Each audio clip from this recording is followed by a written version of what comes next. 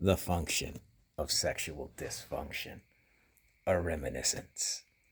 Now, before I get started, this is going to cover a lot of adult themes and subject matters on sexuality.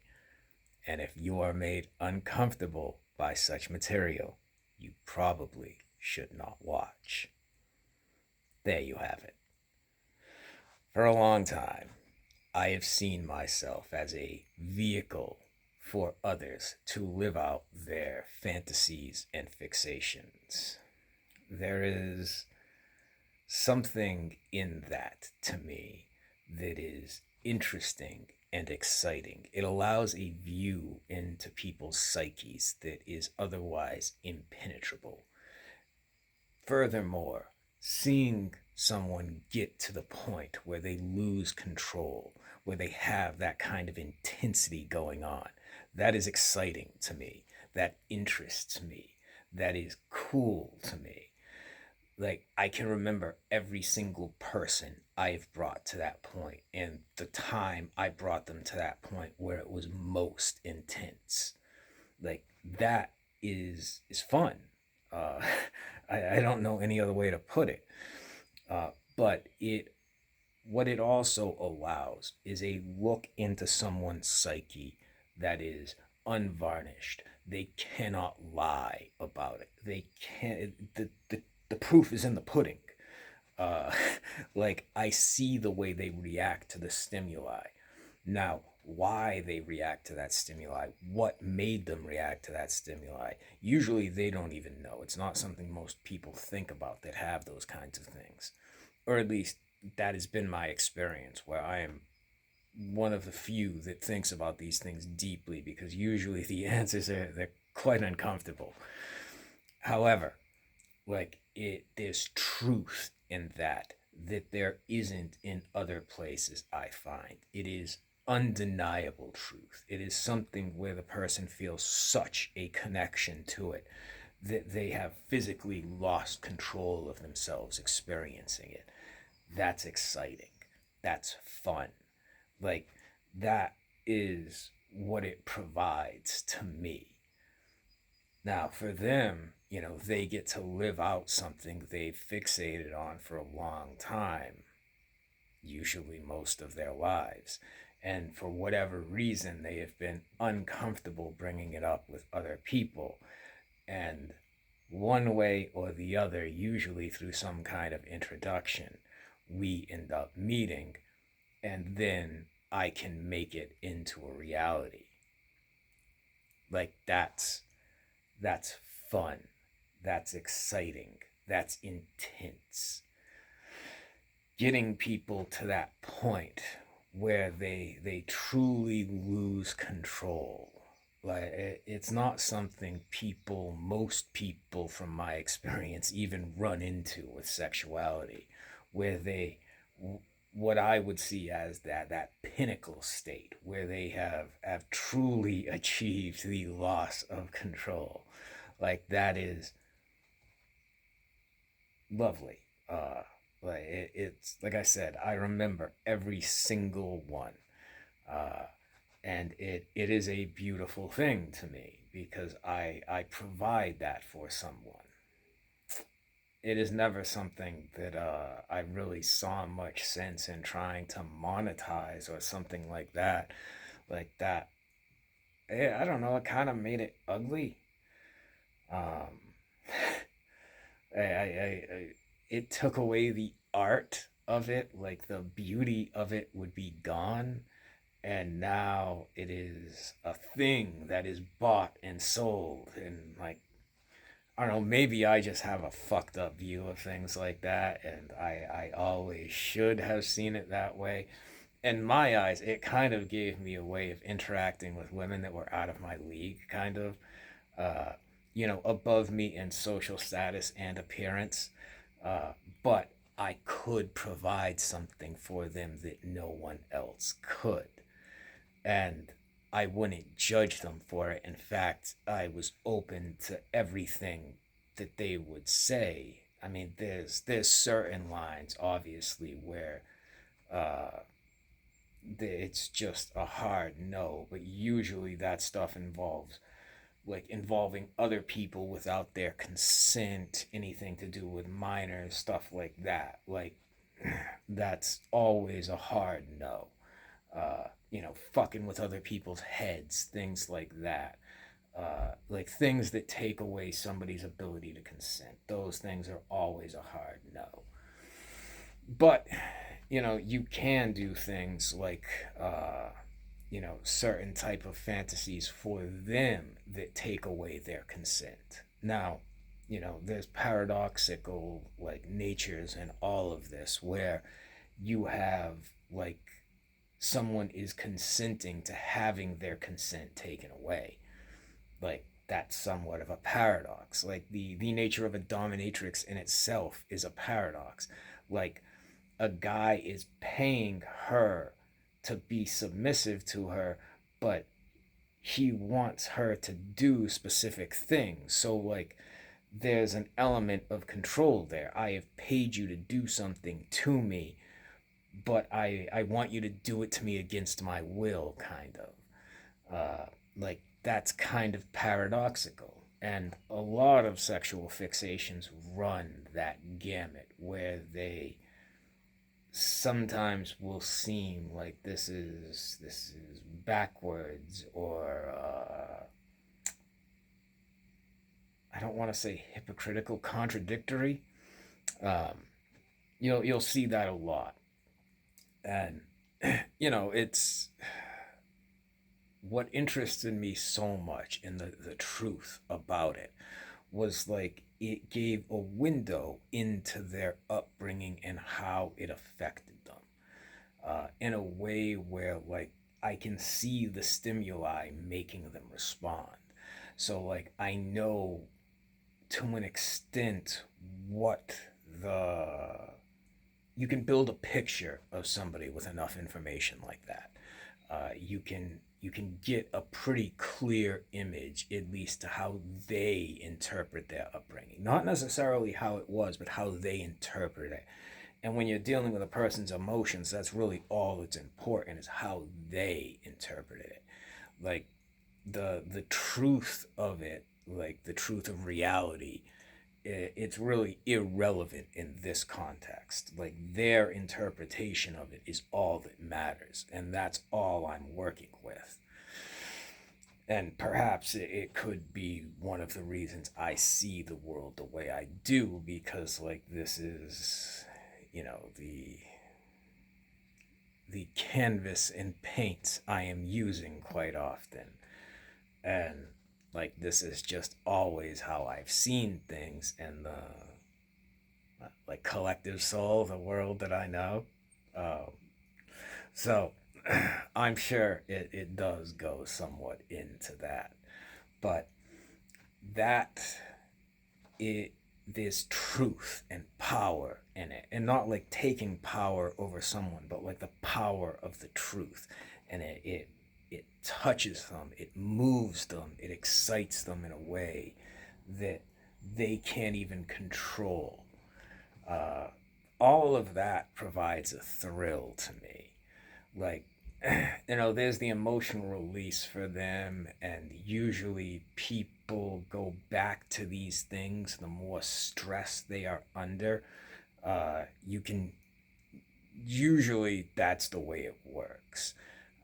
When someone is hyper fixating, it's because they're under some kind of significant stress from some source in their lives. And like I've never really gotten like it's not my business if they're in relationships or marriages or whatever. Like we have our time together, we know each other in that way, and that's really the end of it unless someone ends up wanting to take it further or whatever. But like you got to be careful about that. Like worlds are colliding here, Jerry. Like you got to keep worlds separate in a lot of ways because it's just easier to do that. Like there's less confusion. A lot of people think they can handle things they can't. You see this a lot with open relationships, and I will always warn people against that. You might think you can handle it, but you probably can't. It's not something a lot of people can deal with. Even like I said, when they think they can, when their significant other is going out with someone else and they are home alone, or they are in a room having sex with someone else, uh, it is deeply troubling to that person, and it makes them feel insecure and bad. And then they will usually try and take it out in a way that isn't directly related to the matter, because they don't want to admit they are having that kind of response to it. I've seen this play out in so many different relationships with people. And it's like, why don't you just be honest? Like, tell them what's wrong. But, like, when it comes to sexuality, it fucks people up for some reason. And, like, it fucks up squares, too, which is what's really weird to me. Like, squares can't even, like, get down with just, like, vanilla sex. Like, fucking penetration, like, like they gotta shut the lights off, keep the clothes on, like keep the socks on, like god damn. I mean, that's, to me, that's fucking weird. But like, I've always had to have a different view of sexuality than other people because of things that happened to me early in life. If I viewed it as like this deeply personal and intimate process, like, I suppose it would like psychologically destroy me. Like, I couldn't reconcile those two things.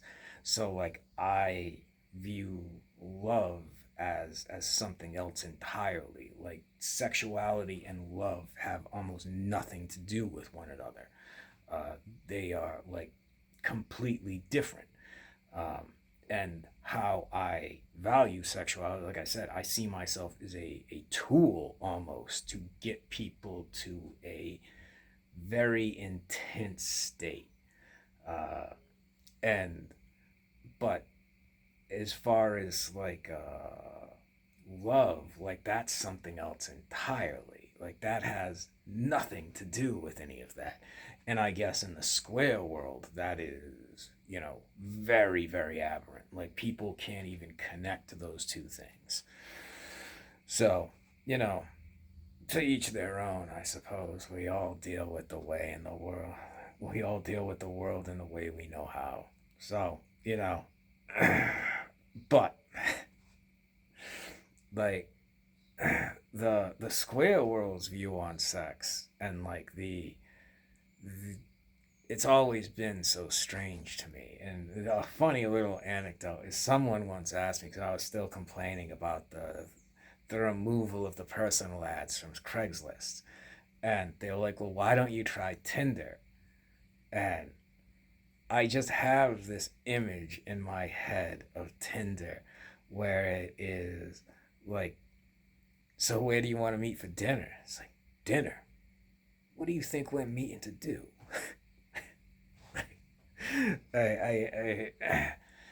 It seems like a lot of like bullshit, like people not being direct. It I don't mean to downplay it. It seems like a lot of high school shit. Like, we're gonna go out, we're gonna have popcorn, we're gonna do this, but like the guy's hoping to get to sex, and the girl is kind of leading him on, and like they're both playing this game, and like I could never play that game. Like, I had no interest in it. Uh, Obviously, by the stuff I'm into, it's like, well, I want you to tell me everything you want me to do, and then, like, try and be as specific as possible as how I'm supposed to do it, and then I will make that into a reality. So, like, going into the square world, then it's like, I don't even understand what the fuck you people are doing. Like, why don't you just be honest? Like, why don't you just say what's going on? Well, you know, now, as I have mentioned in, I think it was yesterday, like, I've come to kind of feel different, I suppose. Uh, like I am in a way I've never felt before. Like, I don't want to say I feel bad, because I don't feel bad about anything I've done. Like, in fact, it was all quite enjoyable. Like, I had a good time doing it. And like, it makes me happy that I could get people to reach that intense place, like that height of orgasm where they absolutely have lost control. And that's, like I said, that's beautiful to me. That is magical. But I don't know. Uh, like I said, there was 3 people last week, and that's not a normal week. Don't get me wrong. It's not like I'm hooking up with people every other day. Like, that's a life I never had any interest in. Maybe with adult film and stuff, but even then, it like it loses the magic. And like, things can't stay that kind of intense if you're doing it all the time. So like, I never really desired that. But then I will also hear people like young men in today's world, and even some older men, like talking about how they can't get sex. And I understand why love might be hard to get, uh, because there's all kinds of various things with love. And then it presumes you're being honest. You have 2 people being honest with themselves, which rarely are 2 people being honest. Usually there are lies and manipulations to make yourself seem more like that person and desirable to that person. And like, I always see that as setting things up for failure, because like, when you lie to someone like that on like a core level about who you are or what you're into, like, now you have to live that permanently. And it's better just to get out in front of things. But like, as you can see, I see as approaching things directly and getting out in front of things is the correct choice. But very rarely do people do that. So, maybe I just look at the situation all fucked up. And quite often I am looking at the situation all fucked up. There's no way around that. Uh, but and like, in the modern world, you have these, like, ever since they took away Craigslist, and to a lesser extent Backpage, but I never really used that, because that was mostly full of prostitutes, and I once again have very little interest in, like, what would be the point. uh, Meeting people with fixations and fetishes and fulfilling those, that was my kick. uh, that's what interested me. That's what excited me about it. But when they took that away, um, like, it's not like it was before the internet. Like, there was a different world of porn before the internet that most people nowadays don't remember. Like the porn stores and like the swap meets, and like, you'd have to go usually to bigger cities, and then quite often it was outside of the bigger cities. But there was whole, like, it was almost like a swap meet, except it was all like fucked up porn, and like, dudes would have booths and shit, and like, there'd be like models there, but they were like, underground models. Uh, it was a trippy world. Like, the only movie I've ever seen that even shows that, and this is fucking terrible, is 8 millimeter, because of the subject matter that 8 millimeter is actually about. But like, the only world I've seen show like the porn world from like the late 90s, was 8 millimeter, because they show a couple of those things. And I mean, they really, I suppose sex stores still exist. Like, there are stores with like videos or DVDs and like sex toys and all that shit. uh, that's more for like the vanilla world or like the square world. They're having a, rendezvous or something like that. I don't fucking know. But Like I've always tried to stay away from the square world and like not get mixed up in that because it's just gonna confuse people. Like they're not gonna understand me. I'm not gonna. Well, I will usually understand them. It's just like I can't comprehend it. I in a lot of ways I can't fulfill it. So I tend to try and stay clear of it. But yeah, like that was a lot of my interest in it was the other people and getting them to live out their fantasies and that and like what that gave me insight into their lives about like there's a lot you can pull from that and you know the magic of seeing them experience something so intense that they've thought about for so long. You know, that was always fun. That was cool. Uh, I'm not sure how I'm feeling about it lately. I don't know. Maybe it's just a momentary thing. Maybe it will change. Usually it does go back to whatever it was. So I take it for what it's worth.